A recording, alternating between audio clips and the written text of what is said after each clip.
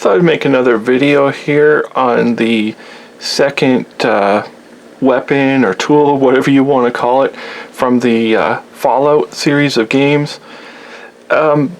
This one is more of a common, commonly found or commonly used item or weapon in the game.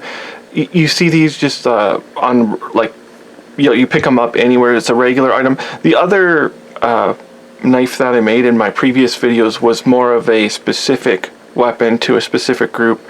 I'm not sure if it's specific to the DLC, to the Nuka World DLC. I'm not sure about that, but it was a Disciples knife. And also I tried to do the legendary one. Now this is just your common sort of everyday item that you find in the game. And it is just the basic machete, which has the serration mod to it. I think the serration mod is the first mod you can put on your machete in the game. Not 100% positive, but this is what I came up for my real life version of it. And this is a real machete, or was a real machete. It's fully functional. And you can see I did all what I did to this one, I'll go back to the start. Like I've had this machete since I was a kid, and actually somebody had clipped the tip of the blade, probably for some kind of like UN regulations or something regarding machetes. Like if you clip the tip off of it, somehow that would keep it from being used as like an offensive weapon, or in all kinds of incidences that were going on, like in the South America and Africa and that, and somehow clipping the tip would have made a difference. I don't know, but what I had to do was I had to reprofile the end of the machete because it had that clip tip, so it was reprofiled, so it doesn't have this sort of like droop right down and like this little end here. It just kind of, it's almost like L-shaped, just droops down. Mine's more of a sweep, but it was very hard to reshape that end once it had been clipped off like that. So I had to reprofile that, and then it was ground down to an actual edge on it, because these machetes they don't really have an edge on them. They're sort of just like angle cut. That's all they are. That's all you really need anyways. And then it has this distinctive curve in the tip. I put that in, and then I did each of the like the teeth here for the saw blade all the way back and down at the bottom. You can see them there. The handle also was reprofiled. This was actually a complete square profile, and I smoothed it off and made it a little bit like it's much better for your hand, and also it matches the picture here a little bit better. The way they have it with this great big belly here, it's not actually that good to do that, because you'd have to start getting into the blade, like the tang of the blade. You'd be taking so much of it away, and I think it's actually better to keep it there for the strength of the knife itself. And then with the handle, it was almost like a blondish color wood. I don't know what it actually would have been. Doesn't really matter. I don't know if this blade is Chinese or what.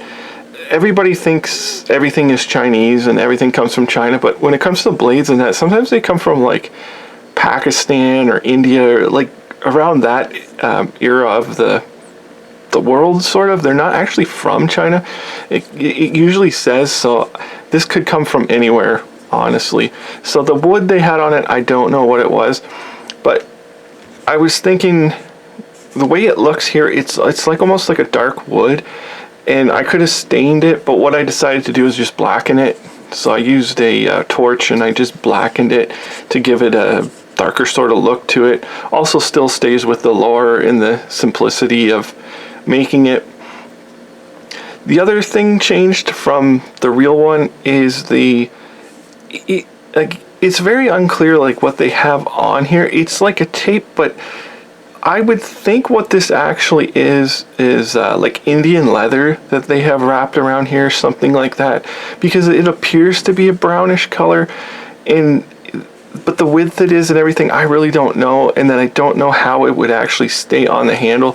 So what I did was I used like your standard electrical style tape or universal tape. Some people use it. Some people use it like the way they use duct tape, and that's fine. That's kind of what it's being used for here. But I went with a red color. Like I have black, I have blue, whatever. But I went with a red color because of the Nuka-Cola type theme, thinking the way the game is and how they put these little Easter egg type things in, and it's all around, you know, the Nuka-Cola, Coca-Cola type stuff. And so I think maybe they would find, you know, red tape somewhere, and that's what I replaced. Basically what would probably be a leather wrap, and I replaced it with the red tape like this. And it's actually very comfortable in the hand. There was no real challenge in making this thing, but the blade will not hold an edge. I've tried over and over and over to get this sharp. I've put it on steep angles and everything. It does have a almost like a secondary edge to it, but it just will not go sharp. It must be the kind of steel it is. Like, it must just be such a mild steel or something like that, and it will not take an edge. I mean, you can clearly go around with your finger and it will not do anything. And also, if you look at the edge, I don't know if it'll really show up on here, but like if you look down the edge, I don't know, it might show up, but it's actually quite wobbly. It looks straight to the, just like to your eye, it looks straight, but it's actually not that flat of a piece of steel. When you do look at it like up close, it's not that flat. So it doesn't really have a sharp edge, but it's got more of an edge now than what it did when like, you know, when it was originally made.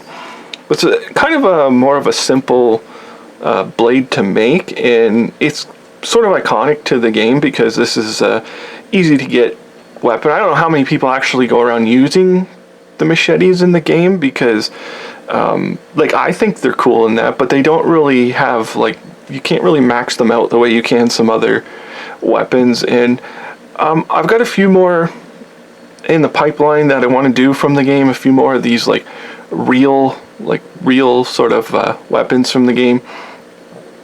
And I'm thinking after that, like, if there's enough interest, I might actually test some out.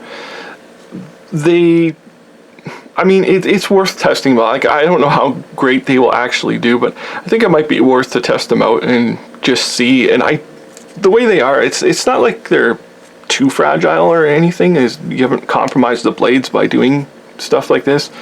So I think maybe we'll do some tests with them, but this is just the, like, say, technically this is like the second, I would say the second Fallout weapon that I've made, like in real life version. And so yeah, I just wanted to show it here, and thank you for watching.